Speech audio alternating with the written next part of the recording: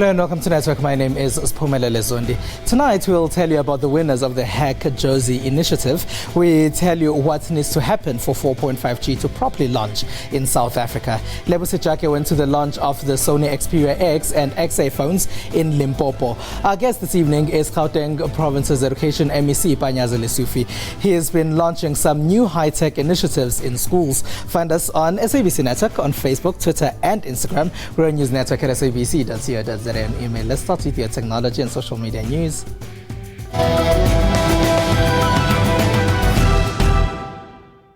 Now, the Hack Josie challenge has finally wrapped up. The winner has an idea that can help improve health services. He walks away with a massive cash prize.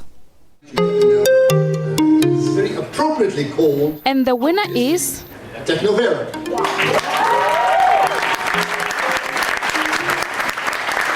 Neo Hutiri and his innovative technology idea that will help in clinics and hospitals. As a winner of Hack Josie Challenge, Hutiri and his company Technovera walked away with 1 million rand. Technovera is a service that allows people with chronic illness such as diabetes to collect their repeats in just few minutes. Currently, patients are waiting a very long time when they need to collect their chronic medication. So the solution allows for queues to be reduced and more importantly allows for people to have access to their medication at the time that works for them as well. Hutiri says he identified the problem of long queues in clinics when he was a patient. After getting frustrated with the current system, he tried to find solutions that would make lives of chronic patients easier. I was a patient and I was collecting medication from my clinic and got very frustrated with the fact that I was spending a lot of time in the queue when you need to collect your medication. Hutiri was not the only winner of the night. There were first and second runner-ups who got 350,000 rands each for their startups. TutorMe, created by Abed Dawi and Dylan Hislop, is a mobile app that connects qualified tutors and students. We really want to make an impact in the education space. We want to make a real dent in terms of just how we contribute meaningfully to being able to bridge the gap between access to good education. So this obviously just puts a bit of gasoline behind us, and that ability just, spreads a bit more like fire because we've got a bit of cash that can actually help do that goal of ours. But that's really that's our big mission, to connect the world through learning. The second runner-up is Lumile Mukoka, a qualified architect who developed eSubmit. It's an electronic solution for submitting building plan applications to the municipality. I am going to make sure that this becomes a real success. I mean, that 350K is going to go a long way. Watch this space. I mean, I think I owe it to Hack Josie and all the organizers. They've done so much for us, and I'm going to make it a success, if not for anything but for them. The top 10 finalists will be given mentorship and support for a year. Sony has launched its latest flagship devices. It's the Xperia X range. They are promoting the camera, design and battery life for this range. We're here in Limpopo for Sony's latest flagship smartphone launch, the Sony Xperia X. The electronics company had guests entertained at a weekend-away trip to the Legend Golf and Safari Resort in Limpopo to launch 4 of their devices to the South African market. We're bringing to South Africa 4 new devices in the next 2 months, 4 brand new smartphones and 2 IoT-based products.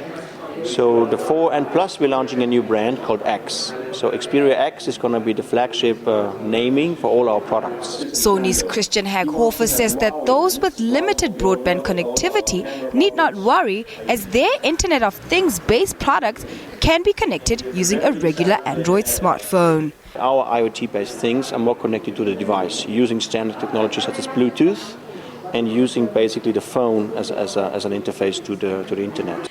Now, I decided to come and take a selfie right behind the extreme 19th hole here at the Legend Safari and Golf Estate. Now, this is where golfers from all over the world come to play their favorite sport. Later that night, we caught up with some guests who told us what they thought of the Sony Xperia X. I love the Sony Xperia phones right now. I've got a Sony Xperia Z5 currently, and just looking at the XA that they have, the Ultra one, the big one, I want that. I experienced the Sony X device. From my first hands-on, it's a really unique device, I think, but much hasn't changed from the design perspective when you compare it to the previous Z5. I really enjoyed using it in terms of that because photos to me are like really awesome because I'm a fashion blogger, so I feel like it would be a really good integral part of my blog.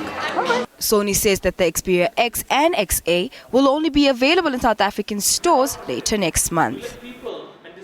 Now, to prepare for the launch of 5G, which might launch in some parts of the world in 2 years, Huawei says it has a product in the interim. It has partnered with MTN in South Africa to trial 4.5G with download speeds of 1 gigabit per second. The Internet of Things has been a popular word in the tech space for a while now. This is because our technologies are getting smarter and are increasingly connecting with each other to do things they couldn't do previously. In order to do this, faster and better internet connections are needed. To help, many players in the tech space are working on 5G technology. Huawei says in the interim it has 4.5G. 4.5G can provide the maximum download 1 Gbps, and they can provide 100,000 connections in one cell. So this actually is much more than the 4G. In South Africa, Huawei has partnered with MTN in order to trial the service. MTN says as we wait for 5G technology, there is a business case for 4.5G to be made available in South Africa. Generally, people don't crawl and then start running immediately. There's a process that you've got to go through.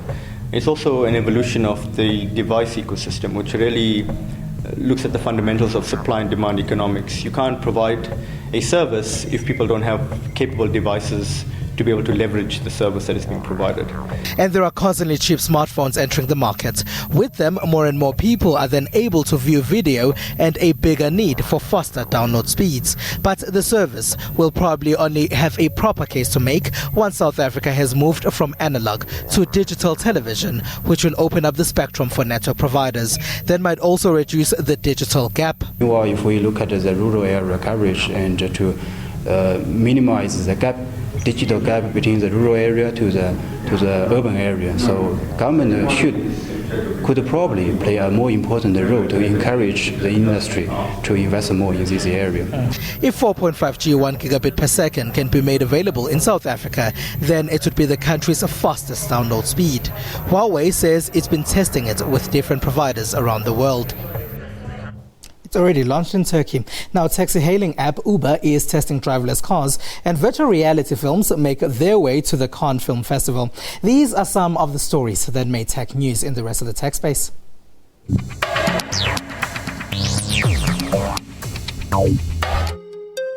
Taxi-hailing application Uber has decided to explore driverless car technology. The company said it had furnished a Ford Fusion with radar, laser scanners and cameras and will be testing the autonomous car in Pittsburgh, USA. Uber will be joining pioneer Google and companies like Tesla, who are also developing the technology in a mission to make cars driverless. Speaking of Google, the unit of Alphabet Inc. unveiled a new hardware device called Google Home at the company's annual conference earlier in the week.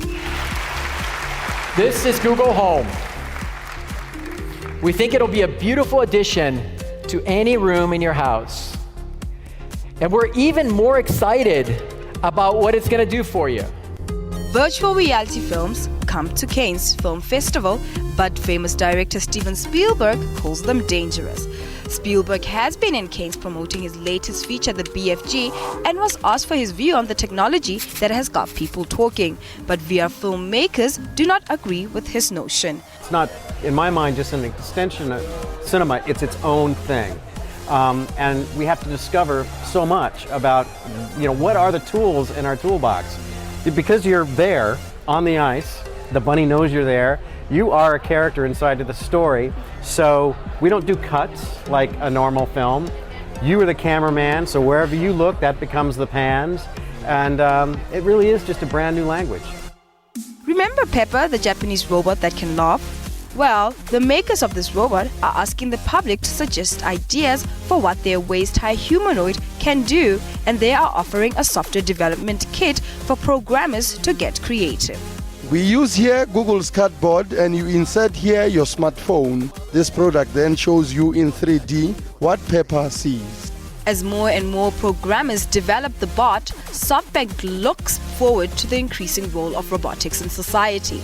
The offer comes ahead of the July pre-sale launch of the robot in the United States. Pepper, which costs about 12,000 Rand, has been in high demand in Japan.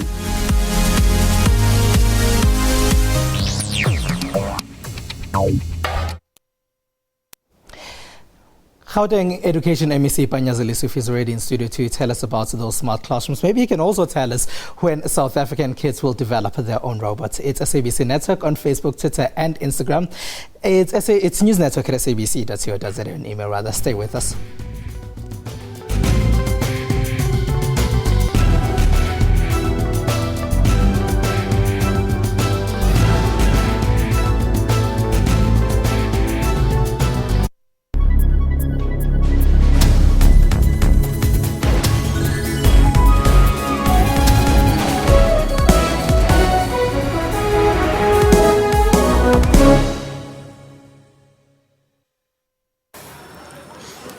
I'm ready to make the switch.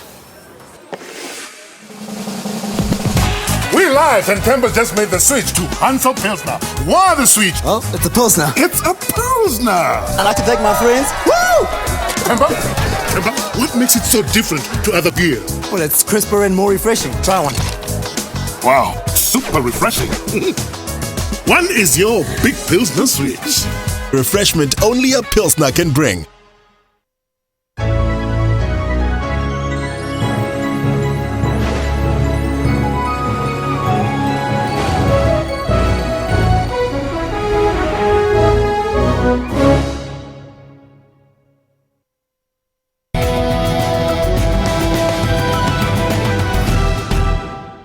All right, it's SABC Network on Facebook, Twitter and Instagram. Gauteng now has its first specialized high-tech public schools. Pupils will be working on some big machinery they wouldn't ordinarily come across at high school level. Hasina Gori paid a visit to the school. A first of its kind, the Curtis Nkonto School has been given an 80 million Rand makeover. Pupils here will hone their engineering and science skills. We are taking a world-class environment, bringing it where the poor are. Unlike before, where the poor were living where they stay to go and look for world-class facilities outside their community. Smart boards and tablets will feature in all classrooms. The star, however, the workshop. Pupils will work on the engines of a Boeing 737 and a Caterpillar truck, among others, taking practical experience to new heights. For the first time, they will be seeing the equipment, the machinery that they will see at university right at secondary level. We are excited about that. Soweto is not the only community to benefit. Tens of other schools across the province are planned, each focusing on different vocations, from aviation and agriculture to tourism. We intend to roll out 27 new schools similar with various themes. For example, the school that is coming next is in the East Rand, Rhodesfield, is going to be our aviation school. All carriers about aviation, those who want to be pilots, will go to that particular school. Hasina Gori, SABC News, Soweto. Now joining me in studio to talk about that school and the Smart Classrooms initiative is the man you just saw in that clip, Gauteng Education MEC Panyaza Lesufi. Hello and thank you for being a part of our network, sir. Thank you so much, President. Good job. Yeah. Now, where did the idea for that particular school and many others like it that are going to be rolled out come from? To be quite frank, all of us came to Gauteng looking for gold. Reality is that gold is vanishing if it's not gone. We need to create a new gold. And to me, the new gold are these young learners in our classrooms. I'm of a strong belief that they need to be innovative, they need to be creative, they need to understand technology, they need to understand the new world. And if we can't prepare them to contest with the best in the world, then we're out. We'll lose our position, firstly, as Gauteng, as the economic hub of the country, and secondly, we'll lose our competitive edge compared to other African states. So we felt that it's very, very important that we prepare our young ones and say, do this. And I'm quite excited that we've got 400 kids now starting to either fly an aeroplane, assemble an engine of an aeroplane or a helicopter's engine or a Caterpillar engine, and they are ready to compete with the best in the world. That is exciting news, actually. Now, this is in addition to the smart classrooms that are being rolled out. Tell us about the smart classrooms. We have the view in Gauteng that we need to move on what we call a paperless platform, that every teacher must have a laptop, every learner, a tablet, every classroom, a smart board.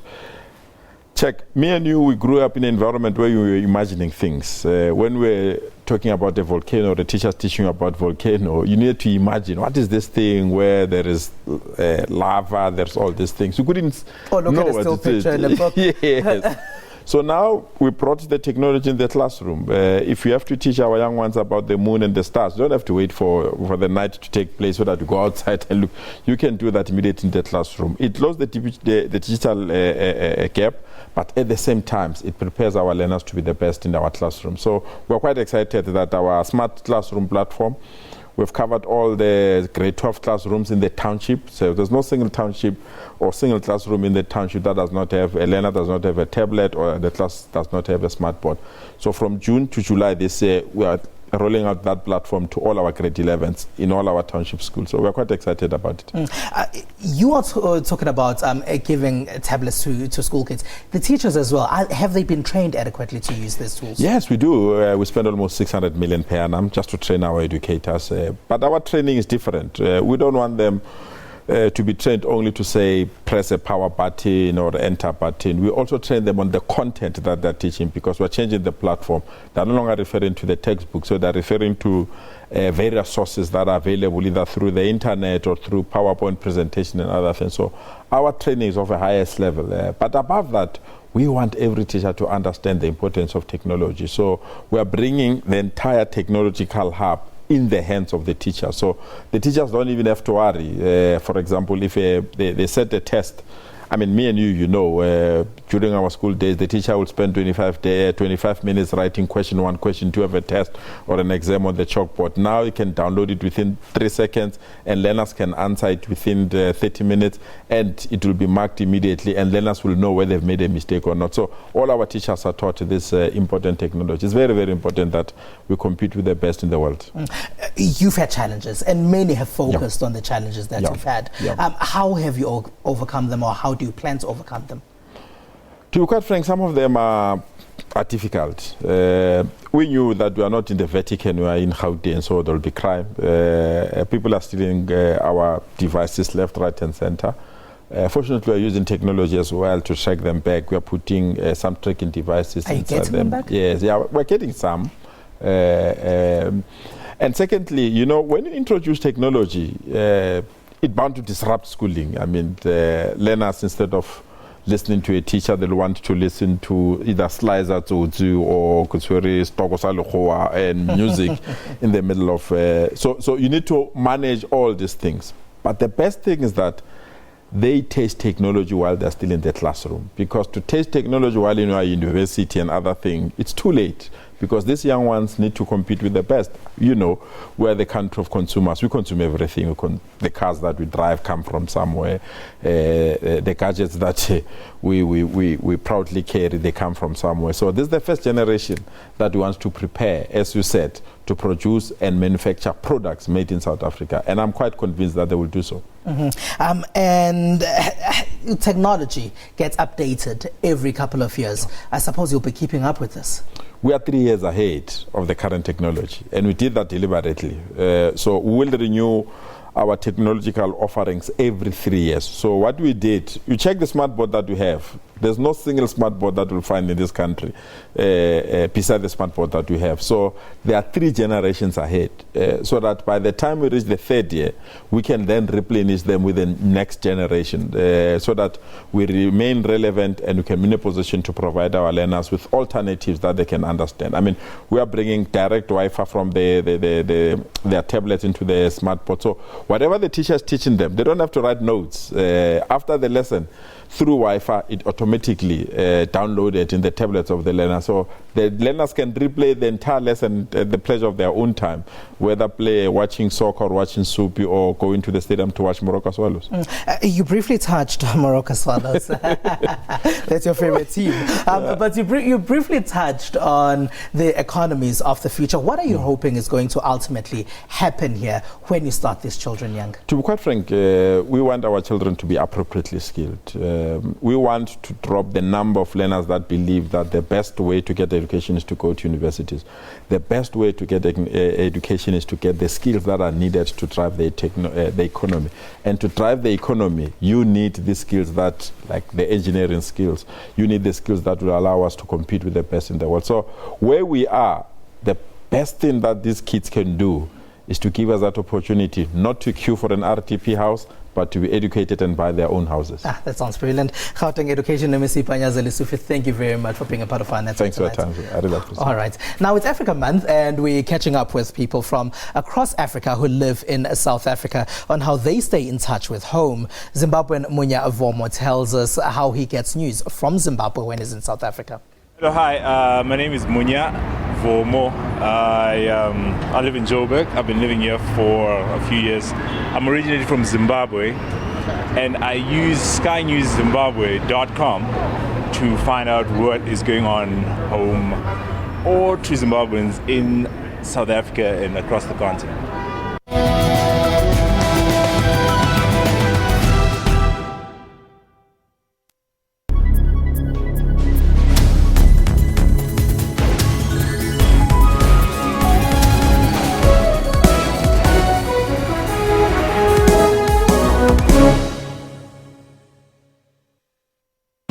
It's almost time for the Carling Black Label Champion Cup. Once again, we, the fans, have the power to be the coach. We know you better than anyone. We will select the starting lineup. We will lead you to victory. And together, we will be champions. To select your starting lineup, see pack for details and be the champion coach.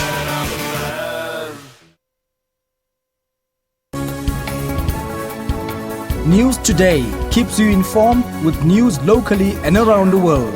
When Judge John Hlophe challenged the Supreme Court of Appeal when it sent the matter back and said that there must be an inquiry set up. We unpack business news. There's an increase in general inflation in the country. We give you up-to-date news of the day. The drugs were seized at several locations in Sydney, including a shipping container sent from Hong Kong.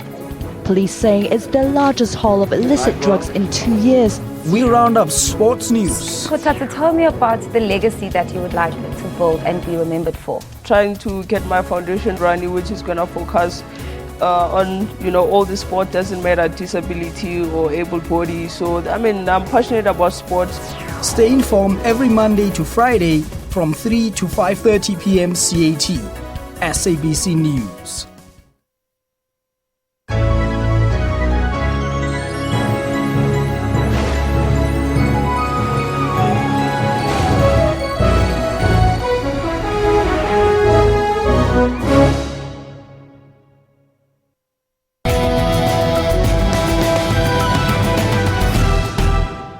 Thank you very much for staying with us. So now, Brazilian researchers have developed a face-controlled wheelchair that could be available in the next 2 years. Take a look.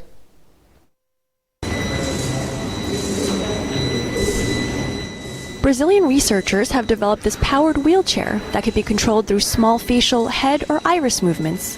They say it can be used by people who have suffered a stroke or have limited use of their hands and arms. The team, based at the Campinas State University in Sao Paulo, began looking into signals that allow communication between the brain and an external device in 2011. Paulo Gurgel Pinheiro is part of the research team and founded startup company Hubox to help develop the project for the market. We can say this is the first program in the world capable of extracting the user's facial expressions to control a wheelchair without our needing to place a sensor on the user's face. It works with great efficiency, allowing the user to use the wheelchair in their day-to-day life. The prototype was built from a standard motorized wheelchair. The team removed the joystick and added sensors that gauge distances. A 3D RealSense camera capable of identifying 78 facial points is attached to a laptop, which processes and sends commands directly to the chair. With this, simple movements around the mouth, nose, and eyes can be translated into forward, backward, left, right, and stop commands.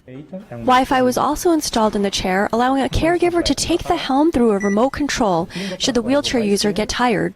The team hopes to develop the project to be available on the market within the next 2 years. Now let's see what some people have been sharing on social media. It's the National Day of Prayer in South Africa. This has been the top trending hashtag in the country. The South African Sevens rugby team has advanced to the final of the London Sevens. They beat Fiji 26-21. The Blitzbokke will now face Scotland. Congratulations, Collins Injera has been trending in Kenya.